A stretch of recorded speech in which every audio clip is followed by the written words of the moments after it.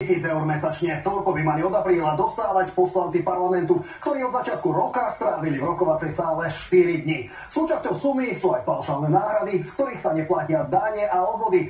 A k tomu ďalšie 4 000 na asistentov. Prilepšia si aj členovia vlády. Ministri mesačne zhruba o 300 eur. Plat premiéra už tento rok presiahne 12 000.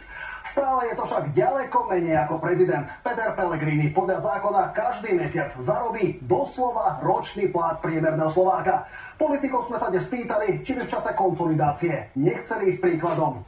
Ak chcú páni v opozícii zmraziť platy poslancov a členov vlády, sme pripravení. Môžeme to urobiť. Je to pinac, je to prd do stromov.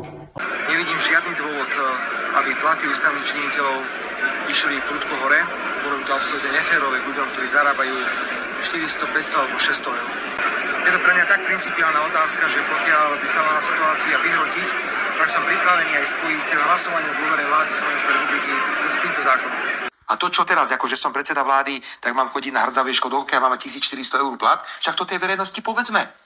Veď nie sme v socializme, že budú mať všetci rovnaké platy. Preto naša strana sa zasadí o to, že ak sa do roka nepodarí zastaviť prepad životnej úrovne ľudí, musí sa znížiť životná úroveň politikov a musia sa im znížiť aj platy. Silný štát a silná ruka musí buchnúť im po prstoch a povedať, nebudete tu zbedačovať tento národ a toľko na nich zarábať. Zhruba 7